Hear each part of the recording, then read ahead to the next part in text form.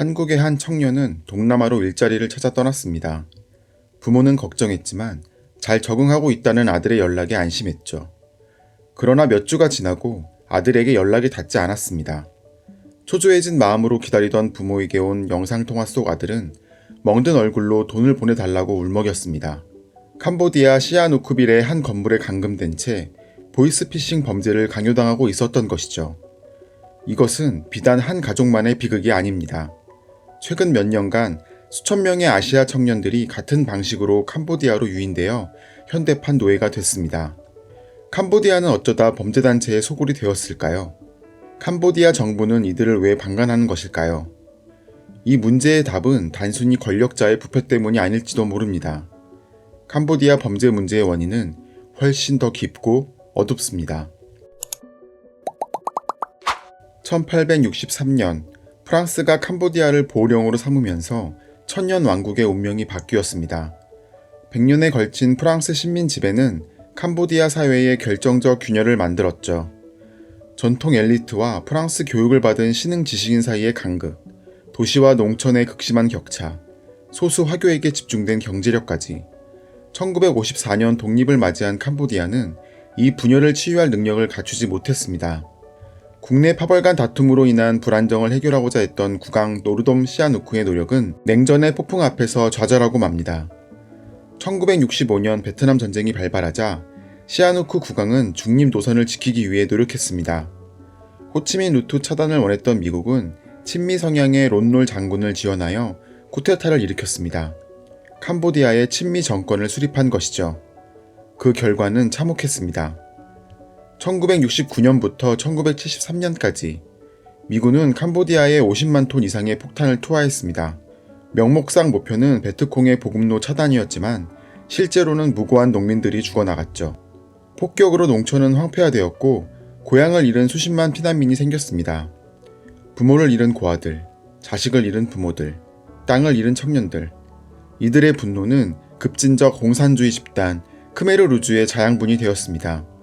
미국의 폭격과 론놀 정권의 부패, 경제 붕괴 속에서 크메르루주는 미국 제국주의와 부패한 도시 엘리트에 맞서 싸우는 해방군으로 세력을 키웠습니다. 1975년 4월 17일, 크메르루주가 수도 프놈펜에 입성했을 때 많은 시민들은 환호했습니다. 마침내 전쟁이 끝났다고 믿었죠. 전쟁을 피해 도피했던 많은 지식인들이 캄보디아로 돌아왔습니다. 그들은 새로운 캄보디아를 꿈꿨습니다. 하지만 그들을 맞이한 건 새로운 지옥이었습니다. 크메르루주의 지도자 폴포트가 꿈꾼 것은 완벽한 농업 공산주의 유토피아였습니다. 화폐도, 종교도, 교육도, 가족도 없는 사회, 오직 앙카르, 즉 조직만이 존재하는 세계였죠. 크메르루주는 도시는 부패하고 자본주의에 물들었다고 규정하고 도시의 주민들을 농촌으로 강제 이주시켰습니다. 전국의 모든 도시가 강제로 비워졌죠. 그리고 반란을 일으킬 가능성이 있다는 이유로 지식인들을 처형했습니다. 의사, 법률가, 교사, 공무원, 승려, 예술가, 심지어 안경을 쓴 사람까지도. 크메르루주 눈에는 그들 모두 구제제의 잔재였죠. 하나씩 하나씩 조용히 사라졌습니다. 4년간의 통치기간 동안 인구의 4분의 1이 처형되었습니다. 캄보디아의 사법 및 행정 시스템이 문자 그대로 사라졌죠. 법학 교과서는 불태워졌고 법원 건물은 감옥이나 창고로 바뀌었습니다. 생존자들 또한 트라우마에 시달려야 했습니다. 크메르루주가 남긴 가장 깊은 상처는 신뢰의 파괴였어요. 이웃을 믿을 수 없고 친구를 믿을 수 없고 때로는 가족조차 믿을 수 없는 사회. 이것이 어쩌면 오늘날 캄보디아 범죄 문제의 가장 깊은 뿌리일지도 모릅니다. 이 지옥같은 시대를 끝낸 건 아이러니하게도 베트남군의 개입이었습니다. 1978년 12월 베트남군 15만 명이 캄보디아 국경을 넘었습니다. 명분은 크메르루주의 학살을 멈추기 위한 인도적 개입이었지만 실상은 더 복잡했죠. 중국의 지원을 받고 있는 캄보디아를 소련의 지원을 받는 베트남이 견제하는 대리전 양상을 띠고 있었습니다. 불과 2주 만에 프놈펜이 함락됐고 크메르루주는 정글로 도망쳤죠. 베트남은 캄보디아의 친베트남 정권을 수립하였습니다. 그리고 그 정부의 핵심에 한 젊은 남자가 있었습니다. 바로 캄보디아 현 총리의 아버지인 훈센입니다. 당시 27세였던 훈세는 원래 크메르루즈의 간부였지만 숙청의 폭풍을 피해 베트남으로 망명한 배신자였죠. 그는 베트남어를 유창하게 구사했고 베트남 지도부와 긴밀한 관계를 맺고 있었습니다. 친베트남 정권의 외무장관으로 실권을 장악한 훈세는 1985년 33세의 어린 나이에 캄보디아 총리로 임명됩니다. 하지만 국제사회는 여전히 크메르루즈와 왕당파로 구성된 반베트남 세력을 합법 정부로 인정하고 베트남을 침략자로 규정했습니다. 14년간 이어진 내전 상황은 1991년 파리 평화협정으로 종식됩니다. 모든 파벌이 무장해제하고 유엔 감독하에 선거를 치르기로 했죠. 세계는 민주주의 캄보디아 정권을 기대했습니다. 결과는 시아누크 국왕의 아들 라나리드가 이끄는 당의 승리였습니다. 훈세는 이 결과를 받아들이지 않았죠. 군대와 경찰 세력을 손에 쥐고 있는 훈세는 동부 지역에서 분리 독립을 암시하며 압박했습니다. 결국 내전 재발을 우려한 유엔과 시아누크 국왕은 연립 정부를 제안합니다. 1등과 2등이 함께 통치하는 기이한 형태의 구조였습니다. 겉으로는 라나리드가 제1총리, 훈센이 제2총리였지만 실권은 무력 세력이 배후에 있는 훈센이 쥐고 있었죠. 결국 1997년 7월 쿠데타를 통해 훈센은 단독 총리 자리를 차지합니다. 라나리드는 해외로 도망쳤고 그의 측근들은 체포되거나 살해됐죠. 훈센 제국의 시작이었습니다. 40년의 긴 세월 동안 훈센이 이끄는 캄보디아 인민당은 모든 제도를 자신들에게 유리하게 바꿨습니다. 야당은 해산됐고 비판 언론은 폐간했죠. 판사와 경찰은 모두 당 출신들이 차지했습니다. 법원은 권력의 도구가 되었습니다. 국민이 아닌 당을 위한 법. 사법권은 정의를 수호하는 것이 아니라 권력을 수호하기 바빴습니다. 이런 구조 속에서 부패와 범죄가 피어날 수밖에 없었죠. 2023년 훈세는 총리직을 아들 훈 마넷에게 물려줬습니다. 하지만 그는 여전히 집권단 총재로 남아 실권을 쥐고 있죠.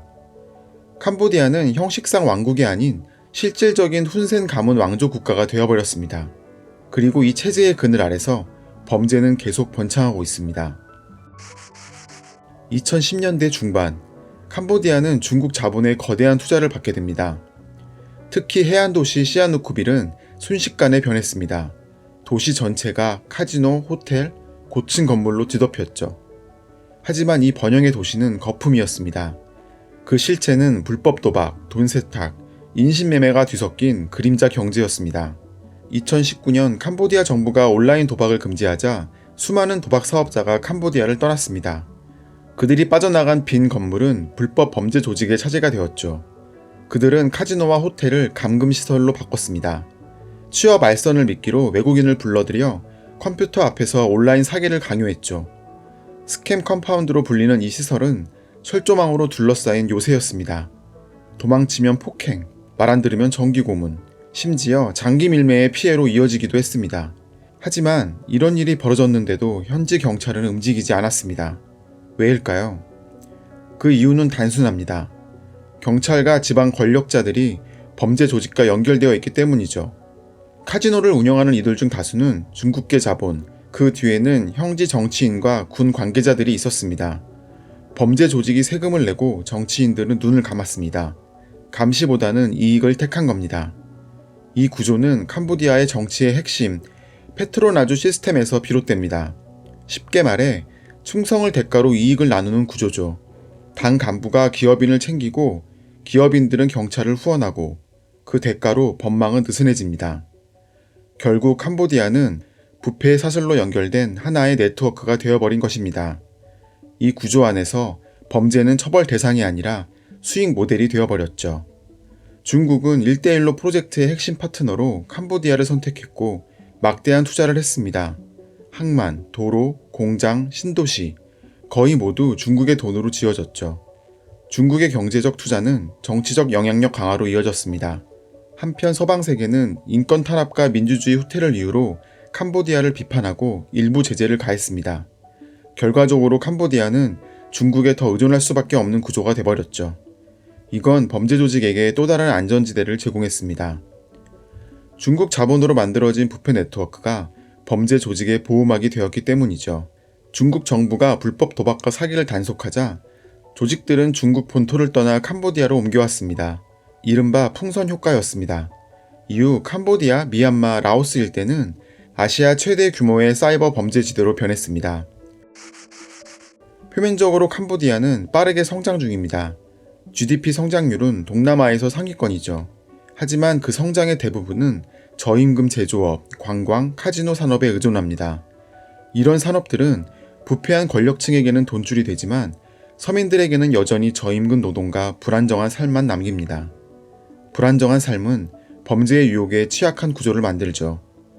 부패한 정치, 취약한 법, 불평등한 경제 구조가 결국 범죄를 산업화시킨 셈입니다.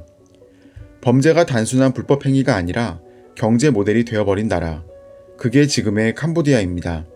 국제사회는 이제 캄보디아를 주시하고 있습니다. 한국, 일본, 미국, 유엔이 공조수사를 벌이고 미 재무부는 일부 범죄 기업과 관리들을 제재했습니다. 하지만 여전히 수십 개의 범죄단지가 운영되고 있고 그 안에는 수천 명의 청년이 감금되어 있습니다.